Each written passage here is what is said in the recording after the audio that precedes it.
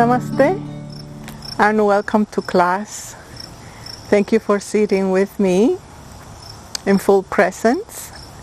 And today class is about clarification on reprogramming. Our next module on the meditation and attachment is going to be about reprogramming. But we need first to know what is it that we are reprogramming.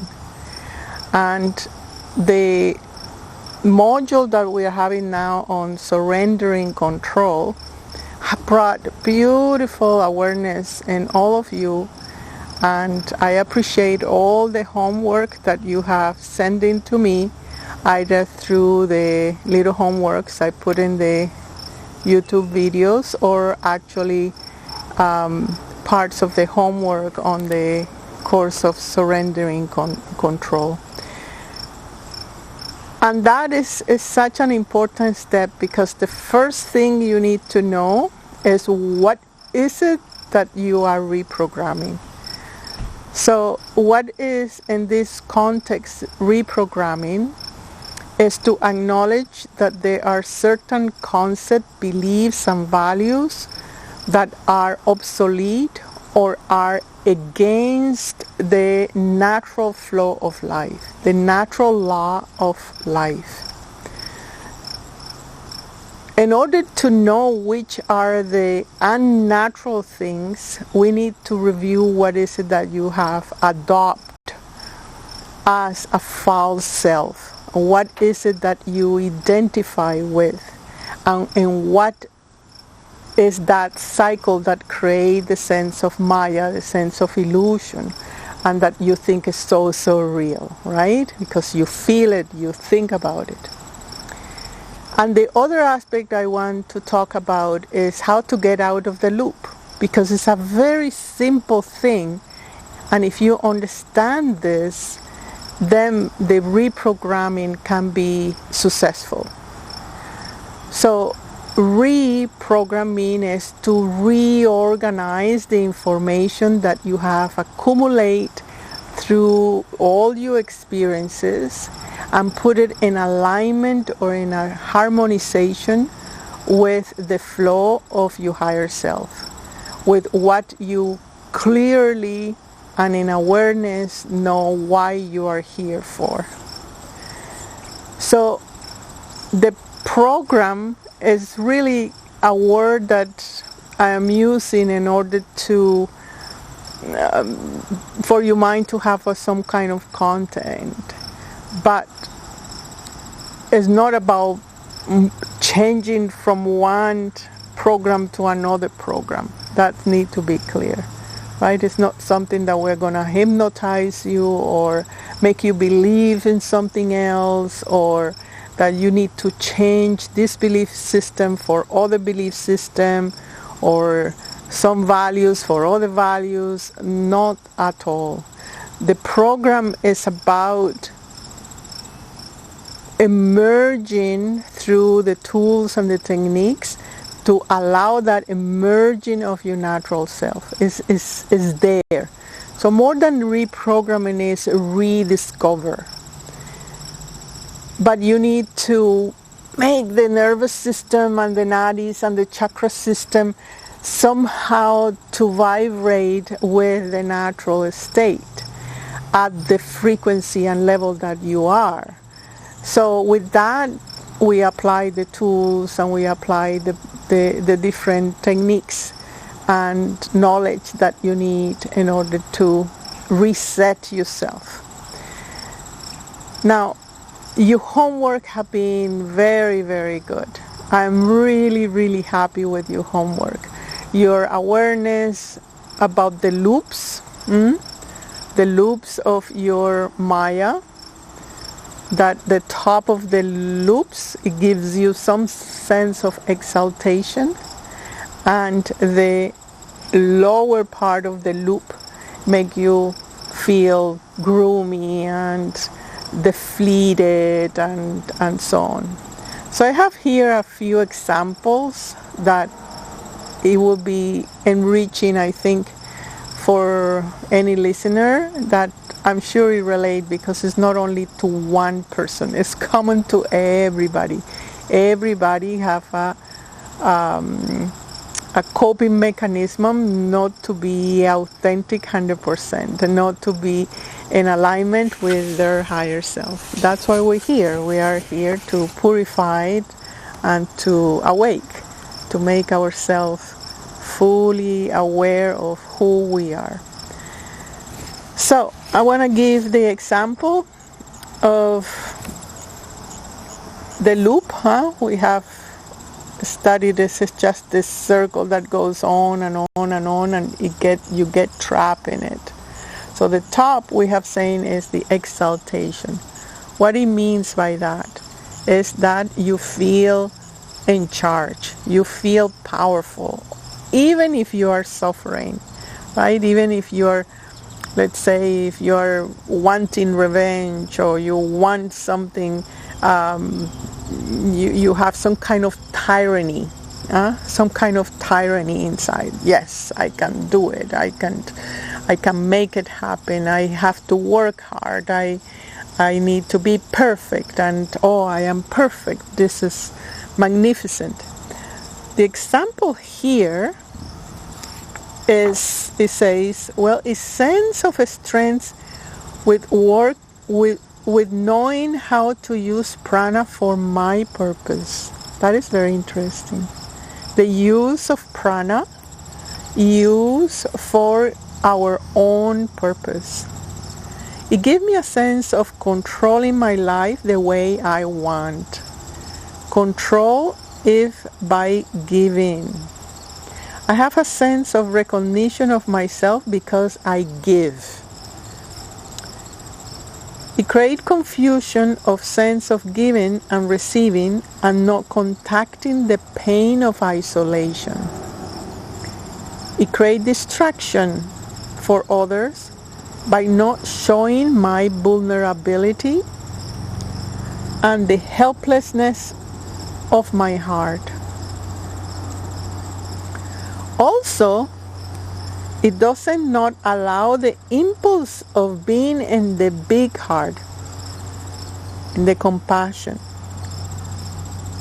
to move and sustain me in different fields. So it's a kind of not wanting to surrender to compassion, to love. The belief system is that I'm not deserved to give love for what I am, or I am not interested for what I am, and so on. It concerns the value of myself. The concept is I advance better alone. It prevents me from receiving contact with others, from being touched, to being seen vulnerable, and also from accepting to see things differently. This is important because seeing your reality from another angle is learning. And when you're learning, you have certain sense of facing the I don't know what is next, I don't know how this works. So being the student of life give you that sense of softness. You have to be soft. So you don't really can learn if you don't allow to be seen as a student, as that's something that you are learning. So this is what she described here is the top of the loop. I feel powerful here. I feel in control. So in that you need to be very clear what is your exalted self. How do you feel that you are really truly in control? Not to mix that with just the sense of you are managing things and you feel satisfied of accomplishing things.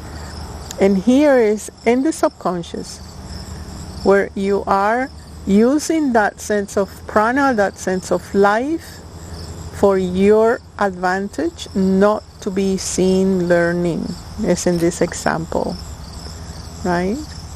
And many of you have that sense of, oh, I don't want to be seen the way I am, and I don't know who I am, so I cannot be even show what I am.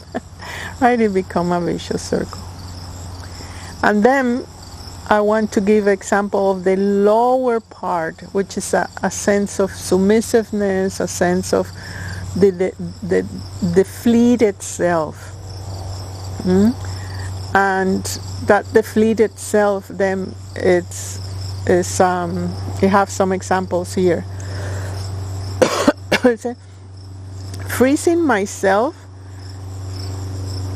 by checking out and being aloof. I play aloof. It's a way of not showing my vulnerability, the tenderness of my heart. I also doubt my inner strength, retain my creativity, controlling the illusion of the time and my capacity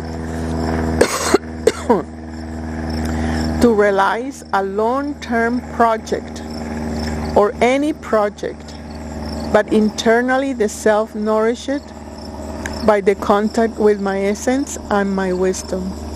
So basically it's saying, no, I don't have the right to express my originality, my ideas. I am just, in the shade. Why bother? I cannot do it. I don't have the time. I am too busy. I'm too sick. I am too excuses. You add judgments and values on the impulse. You cut the impulse of moving forward.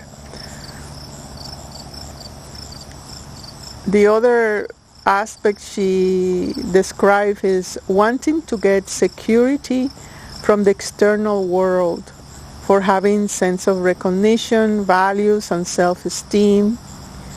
Brings me in the same field of exploration in perception and eventually action. So it's just keeping me small, and I get conditioned on that. So these two examples of the upper part of the loop, the power, and the lower part of the loop, the suffering.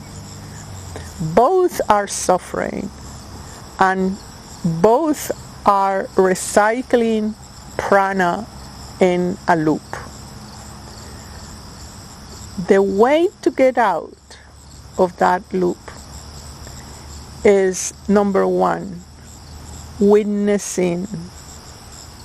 And here the subtle aspect. The witnessing is the only one that can cross the gate. The witnessing cannot be accompanied by your intellect, by your mind chatting, by your cunning ideas, by memory, by sensations. No. Just the witnessing, and that's where the neutrality and equanimity in front of your sensations, in front of what the mind is saying to you, how you are threatening yourself, witnessing. Just stillness as you observe that. Because through witnessing, anything that you see becomes one. It becomes united. You immediately break the loop. After that is done, we need to recognize that there is the tendency of the habit to drag you back again into the loop.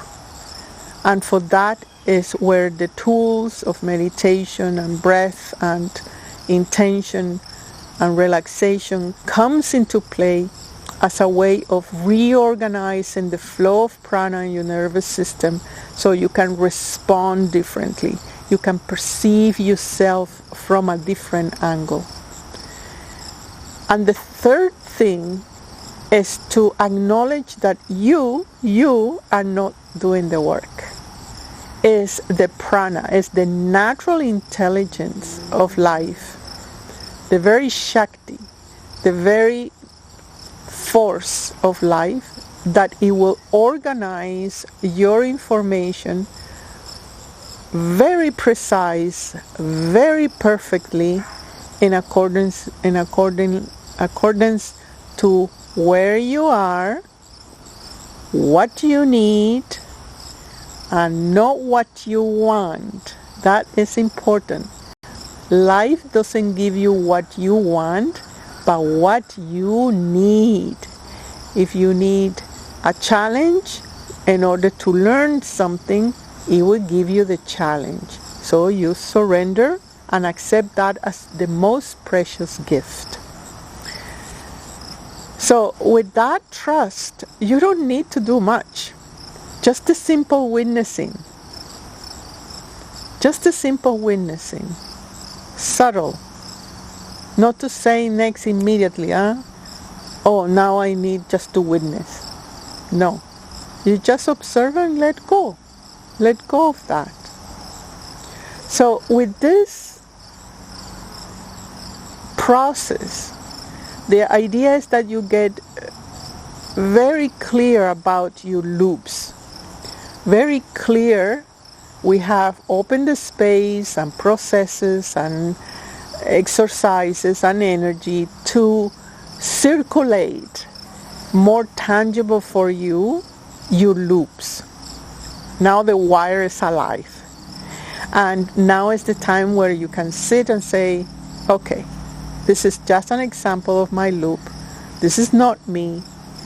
And it's being seen in this situation, in this relationship, in this job, in my aspirations, etc. So with that first step of knowing what is it you need to reprogram, we have covered 60% of the work. Then it comes the tools, and to start touching the inner organs that are natural to you, to start touching your power, to start relating to those parts of you that perhaps were deformed or mutilated or fragmented because of this habit of this loop over and over and over. So our first part of the step is send me your homework. Send me your homework, even if I don't have the time to see all of you.